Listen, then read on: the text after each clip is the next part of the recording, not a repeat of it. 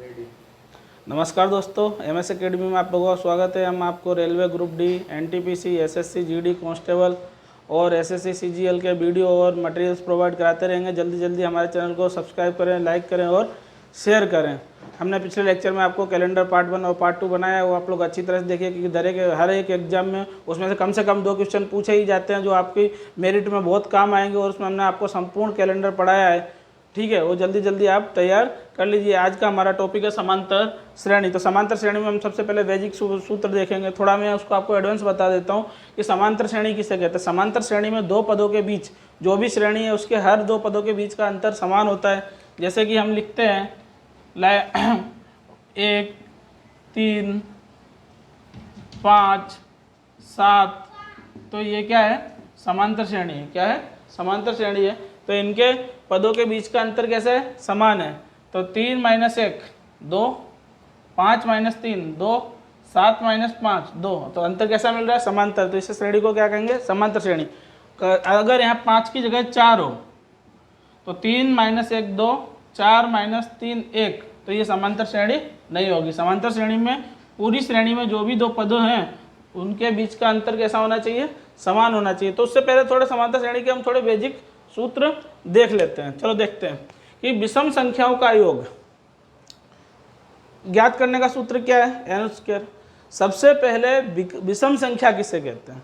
विषम संख्या मीन्स एक ही संख्या होता है। जैसे 1, 3, 5, 7, 9, 11, ये सब कैसी है? विषम संख्या है। और सम संख्या किसे कहते हैं? जैसे 2, 4, 6, 8, 10, 12, 14, ये सारी सम संख्या है। तो विषम संख्याओं का योग ज्ञात करने का सूत्र n² है। जैसे कि आपसे कोई एक सवाल पूछता है, एक एग्जाम्पल ले लेते हैं हम कि 1 से 10 तक विषम संख्याओं का योग ज्ञात करें। योग ज्ञात करें। तो इसके लिए सबसे पहले आपको ये पता होना चाहिए कि 1 से 10 के बीच कितनी विषम संख्या आती है। विषम संख्या कितनी आती हैं? तो कौन कौन सी आती हैं? 1, 3, 5, 7, 9, 5 हुई। कितनी हुई? n बराबर 5। 5 विषम संख्या आती हैं। तो विषम संख्याओं का योग ज्ञात करने के लिए सूत्र क्या है? n²। तो क्या लिखोगे आप? 5 का वर्ग। तो कितनी मिली? 25। कितनी मिली? 25। तो विषम संख्याओं का योग कितना मिला? 1 से 10 तक की विषम संख्याओं का योग 25 मिला। उसी तरह हम देखते हैं सम संख्याओं का योग। तो सेम एग्जांपल लेते हैं। 1 से 10 तक सम संख्याओं का योग ज्ञात करें। योग ज्ञात करें। चलो भैया बताओ कि 1 से 10 तक की सम संख्याएं कौन कौन सी? चलो मैं बता देता हूँ। 2 है, 4, 6, 8, 10। कितनी हुई? 5। तो n बराबर कितनी मिली? 5। अब सम संख्याओं का योग ज्ञात करने का सूत्र क्या है भैया?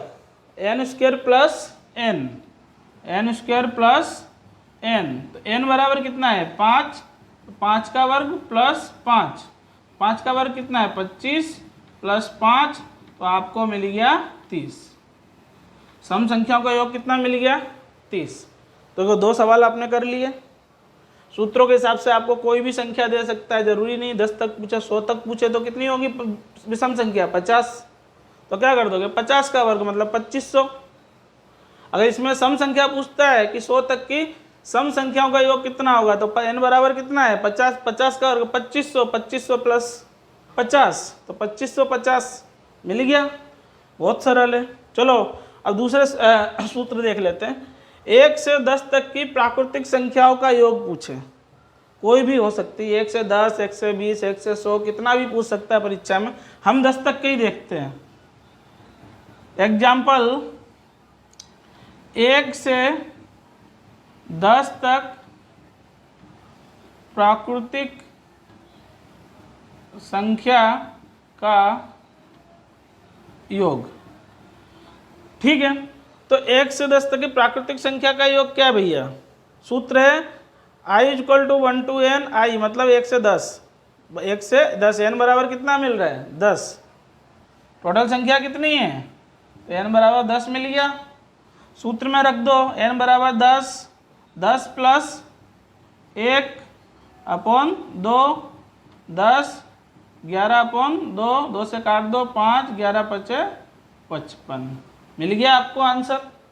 ठीक है, आप चेक भी कर सकते हो। देखो 1 से 10 तक विषम संख्याओं का योग ज्ञात करें तो कितना हो रहा है? 25। 1 से 10 तक की सम संख्याओं का योग ज्ञात करें तो कितना मिल रहा है आपको? 30। 25 और 30 कितना होता है? 55 होता है। अब 1 से 10 तक की सभी प्राकृतिक संख्याओं का योग कर रहे हो तो भी आपको 55 मिल रहा है, मतलब आप सही हो। मतलब आप क्या हुआ? सही हो, आपका आंसर सेम है। ठीक है, उसी तरह ऐसे पूछा जाए कि 1 से 10 तक की प्राकृतिक संख्या का वर्गों का योग कितना होगा। हमारे यहाँ जगह नहीं है इसलिए हम आपको ओरली बोल देते हैं, आप समझ जाना कि 1 से 10 तक की, यही प्रश्न है, 1 से 10 तक प्राकृतिक संख्याओं के वर्गों का योग। अब इसमें क्या ऐड हो रहा है? वर्गों का योग कितना होगा। तो वर्ग वाला सूत्र ये रहा, 1 का वर्ग, 2 का वर्ग, 3 का वर्ग। तो इसका सूत्र क्या है? n plus 1 2n plus 1 upon 6। ठीक है, तो इसमें आप कर सकते हो। चलो ये थोड़ा बड़ा हो जाएगा, 1 से 10 तक में 5 तक का ले लेते हैं। तो 1 से 5 तक प्राकृतिक संख्याओं के वर्गों का योग कितना होगा? तो n बराबर कितना हो जाएगा? इसमें भी हम ले लेते हैं, n बराबर 5 ले लिया, 5 संख्याओं के वर्गों का योग ले रहे हैं। तो सूत्र क्या मिलेगा? 5 प्लस 1 कितना हो जाएगा? 6, 5 दूनी 10 और 1 11 अपॉन 6, तो 6 कट गया, 11 पचे 55। तो 1 से 5 तक की वर्गों की संख्या का योग कितना मिल गया आपको? 55। देखो ऐड भी कर सकते हो, 1 का वर्ग 1, 2 का वर्ग 4, 4 1 5, 3 का वर्ग 9, 9 5 14, 4 का वर्ग 16, ठीक है, और 5 का वर्ग 25। तो आप ऐड करोगे तो आपको आंसर मिल जाएगा।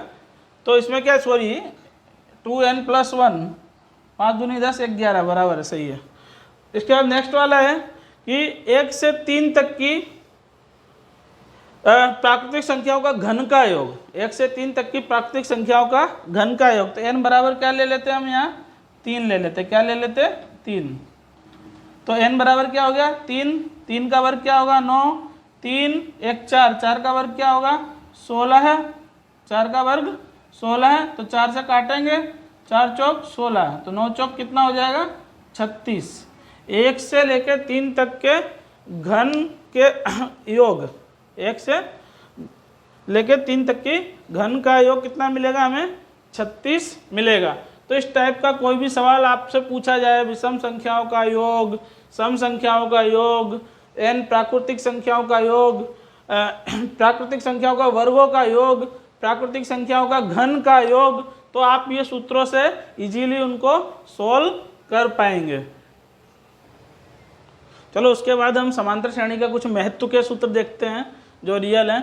तो समांतर श्रेणी में n पद ज्ञात करना हो, n पद ज्ञात करना हो, उसके लिए सूत्र है Tn equal to a plus n minus 1 into d. तो a क्या है? प्रथम पद है। कोई भी समांतर श्रेणी का जो पहला पद होगा उससे क्या संकेत देंगे? a। n क्या है? पदों की संख्या। Tn क्या है? अंतिम पद है। क्या है? अंतिम पद है। और d क्या है? पदों के बीच का अंतर। समांतर श्रेणी वही होगी जिसके पदों के बीच का अंतर समान होगा। n पदों का योग ज्ञात करना हो, उसके लिए सूत्र है Sn equal to n/2 2a plus n minus 1 into d. Same है, a प्रथम पद, n पदों की संख्या, d पदों के बीच का अंतर, और Sn क्या है? पदों का योग। क्या है? पदों का योग। दूसरा भी इसका सूत्र है n/2 a प्लस l। तो n क्या है? पदों की संख्या, a प्रथम पद है और l क्या है? अंतिम पद है। अब हम इस सूत्र के ऊपर से समांतर श्रेणी के सम्स गिनेंगे। ठीक, चलो अब हम यहाँ पे सवाल देखते हैं कि 1 3 5 7 9, तो समांतर श्रेणी का हमें 10वां पद ज्ञात करना है। समांतर श्रेणी का 10वां पद ज्ञात करना है।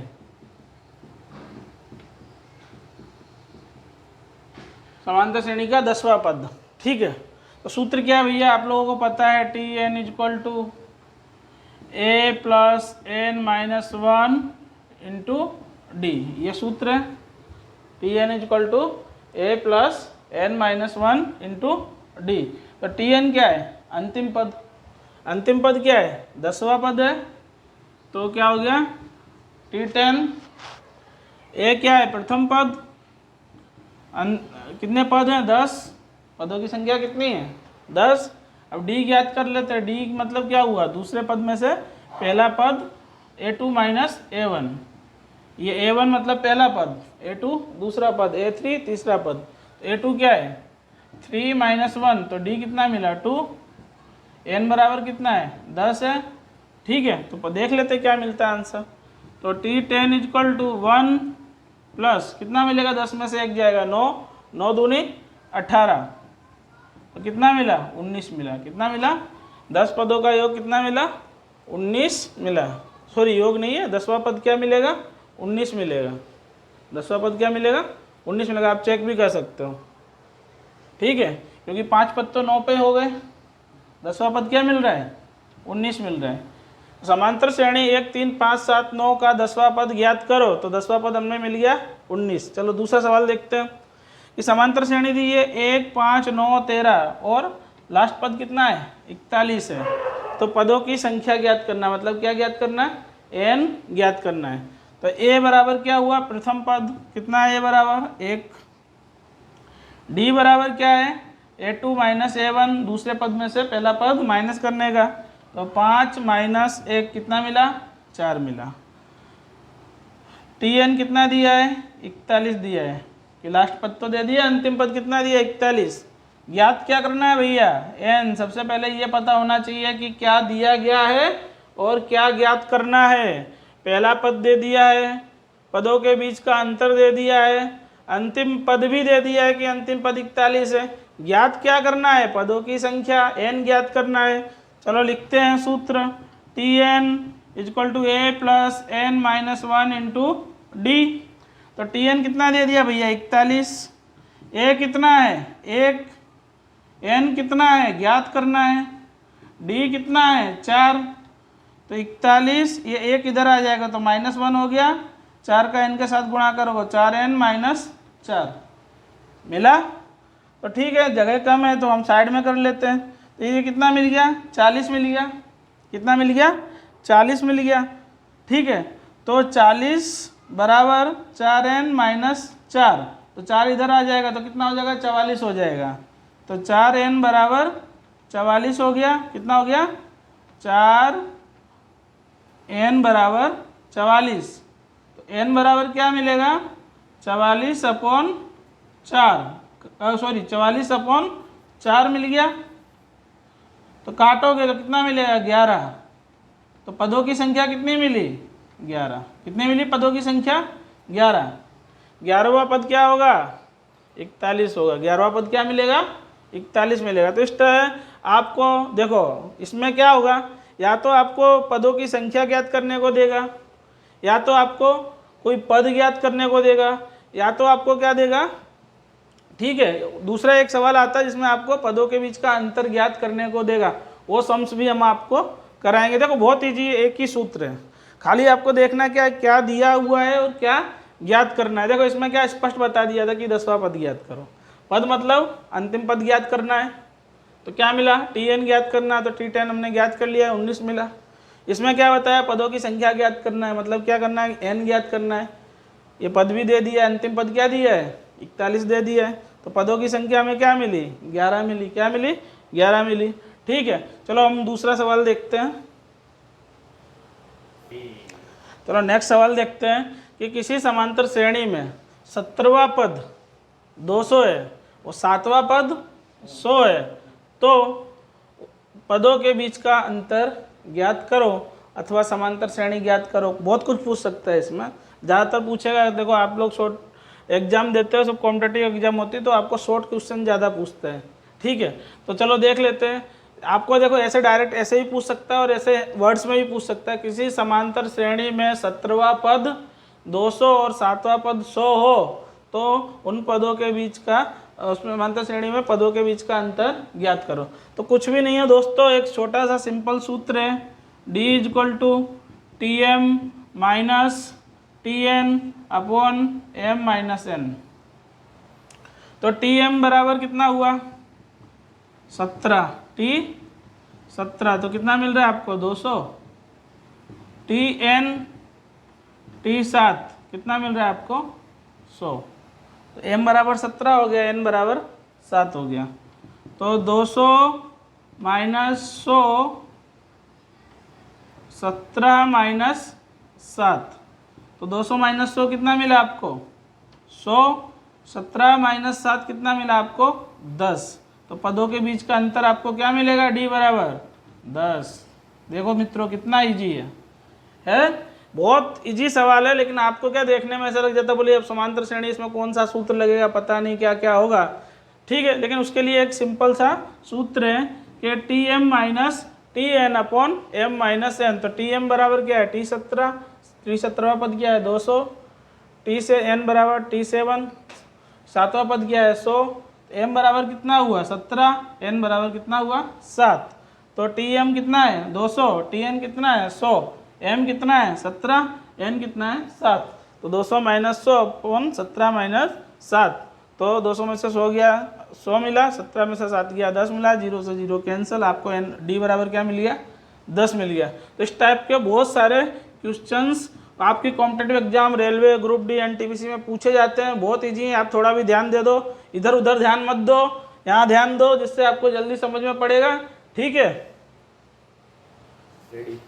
दोस्तों। आपका हमारा आज का वीडियो कैसा लगा आज कमेंट बॉक्स में लिखना, जो भी आपको जो भी कुछ भी पूछना हो स्टडी रिगार्डिंग, तो हमें कमेंट बॉक्स में कमेंट करें, और जल्दी जल्दी हमारे चैनल को सब्सक्राइब करें, शेयर करें और लाइक करें।